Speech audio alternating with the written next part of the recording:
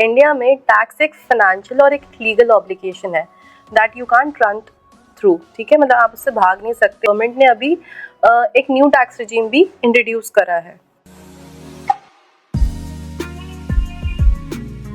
अब सबसे इम्पोर्टेंटली जो क्वेश्चन अभी लोगों के पास है, क्योंकि बहुत सारे लोग कंफ्यूज हैं कि सिर्फ एक रिजीम होता था, नाउ वी हैव 2 रिजीम्स। कौन सा फॉलो करना चाहिए? जो आपने उसका एक आंसर जरूर दिया कि वो आपकी सैलरी पे और आपकी सेविंग्स की कैलकुलेशन पे डिपेंड करेगा। बट अगर मैं बात करूं कि किस टैक्स रिजीम में एग्जेम्पशंस मिल सकते हैं, कौन कौन से सेक्शंस हैं जहां पे एक पर्सन अपने टैक्स को सेव कर सकता है, तो वो थोड़ा सा डिटेलिंग में, क्योंकि मेन पोर्शन मेरे को लगता है इस पॉडकास्ट का यही होने वाला है, क्योंकि लोगों को ये पता करना है कि वो पैसा बचाए कैसे। तो पहले जैसे कि हमने बात करी कि जो भी आपका रिजीम रहेगा वो आपके जो भी इनकम रहेगा वो आप किस में फॉल कर रहे हो वो आप खुद डिसाइड कर सकते हो। अगर आपका जो आपको इनकम ज़्यादा है तो आप lower tax slab new regime को कर सकते हो, पर आपको अगर डिडक्शंस चाहिए तो आप ओल्ड टैक्स रिजीम में जो है देख सकते हो। अगर हम ओल्ड टैक्स रिजीम की बात करें तो उसमें जो हमारा सबसे पहला डिडक्शन है वो ATC का आता है, जिसमें हम आपका ELSS जो कि equity link saving scheme mutual funds, then PPF public provident fund, EPF employ provident fund, इसके बाद आपका LIC का जो LIC का जो इंश्योरेंस प्रीमियम होता है वो, आपका NSC, ये सब जो है फॉल करता है। इसमें जो आप आपका डिडक्शन ले सकते हो वो 1.5 लाख का है। इसके बाद आता है आपका ATCC-D1, ठीक है। इसमें क्या है, इसमें आपका आता है नेशनल पेंशन स्कीम। इसमें आप अप टू 50,000 का, 1.5 लाख से ऊपर जो है 50,000 का और आप जो है डिडक्शन ले सकते हो। आपको NPS में एनरोल करना है और वहाँ पे जाके आप एनरोल करके अप्रॉक्सीमेटली 50,000 का डिडक्शन ले लोगे। इसके बाद जो आता है आपका आता है NPS का एक और सेक्शन है, वो मैं आपको लास्ट में एक्सप्लेन करूँगी क्योंकि एक वो बहुत मेजर पार्ट है जहाँ पे आप अपना डिडक्शन ले सकते हो। अगर बात करें हम ATD की, ATD में क्या होता है, हम लोग नॉर्मली जो है हेल्थ इंश्योरेंस अभी लेते हैं आजकल के टाइम में। जिसके पास गवर्नमेंट जॉब नहीं है, CGHS के फैसिलिटीज़ नहीं है, वो हेल्थ इंश्योरेंस लेते हैं। तो हेल्थ इंश्योरेंस प्रीमियम जो हमारा जाता है वो मेरा सेल्फ का, मेरे स्पाउस का और मेरे बच्चों का एटलीस्ट 25,000 जो है मुझे उस पर जो है डिडक्शन मिल जाएगा एनुअली। ये सारी बात जो मैं कर रही हूँ वो आपको एनुअली एक फाइनेंशियल ईयर की बात कर रहे हैं हम, ठीक है। बट यहाँ पे अगर मेरे पेरेंट्स जो हैं वो सीनियर सिटीजन है तो वो डिडक्शन मेरा 50,000 का हो जाता है। एक चीज़ जो बहुत सारे लोगों को शायद नहीं पता होगी, क्योंकि हेल्थ इंश्योरेंस पता होता है काफ़ी लोगों को, बट प्रीमियम जो है, बट अगर आपने अपने पेरेंट्स का भी हेल्थ इंश्योरेंस लिया हुआ है, उसका प्रीमियम जा रहा है, तो वो प्रीमियम आपके पेरेंट्स का जो है एटलीस्ट 25,000 रुपीज़ जो है आपको उसमें डिडक्शन मिलेगा। बट आपके पेरेंट्स अगर सीनियर सिटीजन है तो उसमें जो है आपको 50,000 का डिडक्शन मिल सकता है। इसके अलावा एक और चीज़ है प्रिमिटिव हेल्थ चेकअप। इसके लिए आपको 5,000 आपके सेल्फ, स्पाउस और किड्स के लिए और 5,000 रुपीज़ ईच आपके पेरेंट्स के लिए मिलेगा। तो अप्रॉक्सीमेटली ये आपका हेल्थ इंश्योरेंस जो ATD के डिडक्शंस हो जाते हैं। इसके बाद आता है ATE का डिडक्शन। ATE का डिडक्शन क्या है कि नॉर्मली हम एज एन पेरेंट्स जो होते हैं बहुत सारे जो है एजुकेशन लोन्स लेते हैं, तो एजुकेशन लोन का जो इंटरेस्ट होता है वो भी एज अ डिडक्शन काउंट होता है। तो अगर आपने कोई एजुकेशन लोन लिया हुआ है तो आप उसमें उसका डिडक्शन ले सकते हो। ATE के बाद आता है ATG, जहाँ पे आप ATG में डोनेशंस जो हैं आपकी जो भी है वो आप जो है डिडक्शन में ले सकते हो। 100% और 50% फॉल करता है, वो आप चेक कर लेना एक बार। अदर देन दैट अगर आप कैश में डोनेशन दे रहे हो तो वो सिर्फ 2,000 रुपये तक का सिर्फ उसमें अलाउ है। इसके बाद बहुत सारे लोगों के डिसेबल्ड बच्चे भी होते हैं मेंटली फिजिकली, तो अगर आपका बच्चा डिसेबल्ड है तो ATU के अंडर जो है वो आप 75,000 तक का जो है डिडक्शन ले सकते हो। और अगर आपका एक उसमें परसेंटेज है 80% ज़्यादा, वो आपका वो असेस करके आपको बता देते हैं बच्चे का डिसेबिलिटी कितना परसेंटेज है, और अगर वो 80% से ज़्यादा है तो 1.25 लाख का उस पर आपको डिडक्शन है। अदर देन दिस हमारा HRA भी जो है वो भी एज अ डिडक्शन काउंट होता है। बहुत सारे लोगों को जैसे पता ही, कई लोग जो है वो रेंट के अकोमोडेशन में रहते हैं और कई लोग नहीं रहते हैं, पर जो लोग पेरेंट्स के साथ रहते हैं तो मैं एक सजेशन दूंगी वो अपने पेरेंट्स को रेंट पे करना शुरू करें।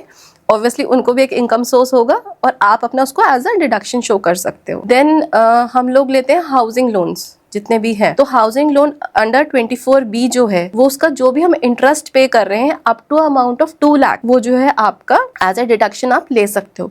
तो ये बहुत सारी डिडक्शंस है। तो अगर आप अराउंड 9 लाख रुपीस भी अर्न कर रहे हो तो भी आप टैक्स ब्रैकेट 0 पे फॉल कर सकते हो। डिपेंड करता है क्या आप डिडक्शंस ले रहे हो। तो जरूरी नहीं है कि अगर आपने 2.5 लाख से ऊपर अर्न करा या 3 लाख से ऊपर अर्न करा तो आपको टैक्स पे करना है। ये डिडक्शंस लेके आप अपना टैक्स ब्रैकेट 0 कर सकते हो। And tax is actually a very big headache बहुत सारे लोगों के लिए, क्योंकि बहुत सारे लोगों का कितना कितना पैसा सिर्फ टैक्सेस में चला जाता है। And we are living in a kind of country जहाँ पे हम हर चीज़ पे टैक्स पे कर रहे हैं। इफ़ वी आर सैलरीड तो हम टैक्स पे कर रहे हैं, हम कोई प्रोडक्ट ले रहे हैं तो आफ्टर दिस एक बहुत बड़ा जो डिडक्शन है, जो गवर्नमेंट भी बहुत एक गवर्नमेंट प्रोडक्ट है जो कि NPS है, नेशनल पेंशन स्कीम। अब नेशनल पेंशन स्कीम एग्जैक्टली क्या है, पहले आपने देखा होगा 2004 से पहले जितने भी गवर्नमेंट एम्प्लॉयज़ होते थे सबको पेंशन जो है वो मिलता था। ओल्ड पेंशन स्कीम जो चलता था वहाँ पे गवर्नमेंट जो है एक आपके सैलरी से कुछ अमाउंट डिडक्ट कर लेती थी और आपको आपका जब भी रिटायरमेंट होता था तो आपको पे करती थी। आफ्टर 2004 वो पेंशन स्कीम ख़त्म हो गया, ठीक है। अब जो आपने देखा होगा जो बहुत सारे लोग हैं गवर्नमेंट जॉब्स के लिए क्यों जाते हैं, क्योंकि उनका एक माइंडसेट होता है कि एक तो जॉब सिक्योरिटी तो है ही है, दूसरा whenever you are going to retire आपको एक रिटायरमेंट कॉर्पस मिलेगा।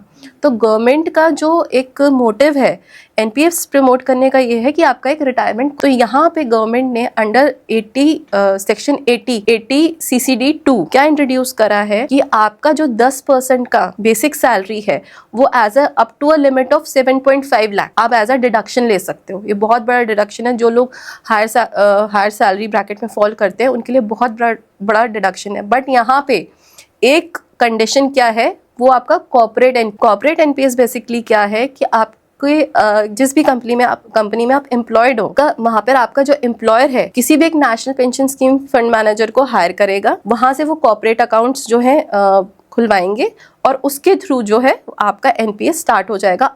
अब इसमें कंडीशन क्या है कि उसमें आपका एम्प्लॉयर भी कंट्रीब्यूट कर सकता है, आप खुद एज ए एम्प्लॉय भी कंट्रीब्यूट कर सकते हो और दोनों के रेशियो में एम्प्लॉयर दोनों को। अगर आप एज ए एम्प्लॉय कंट्रीब्यूट करते हो तो आपका अप्रॉक्सीमेटली 10% जो बेसिक सैलरी है उसका आपका जो है 7.5 लाख तक का डिडक्शन मिल जाएगा।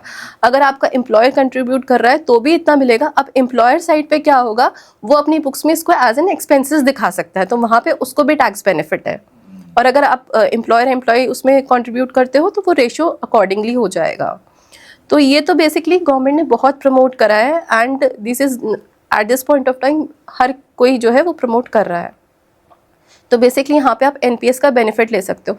NPS का बेनिफिट एक ये भी है, जैसे हम PPF में कंट्रीब्यूट करते हैं। PPF में एक तो लॉक इन 15 साल का है, रिटर्न्स आप देखोगे तो 7.1%, उससे ज़्यादा का कुछ है नहीं रिटर्न्स। अब बेसिकली NPS कहाँ जाके इन्वेस्ट करता है, इक्विटी, डेट और एक इनका ऑल्टरनेटिव होता है। मतलब आप जो है उन सेक्शंस में से चूज़ कर सकते हो कि आपका एज जो भी आप जैसे फॉल कर रहे हो, आप अर्ली यंग एज में हो तो आप इक्विटी चूज़ कर लो, 80% आपका उसमें इक्विटी में जाएगा। अगर आप थोड़ा सा ओल्ड एज में आ रहे हो तो आप डेट चूज़ कर लो, या फिर ऑटो मोड होता है तो एज पर योर एज वो शिफ्ट करता रहेगा। अब आप यहाँ देखो कि गवर्नमेंट खुद अगर अपने गवर्नमेंट एम्प्लॉयज़ को NPS दे रही है, they are also following the equity market. और यहाँ पे जो रिटर्न्स होते हैं, आपका जो रिटायरमेंट कॉर्पस बनता है वो 10 से 12% का आराम से बन जाता है।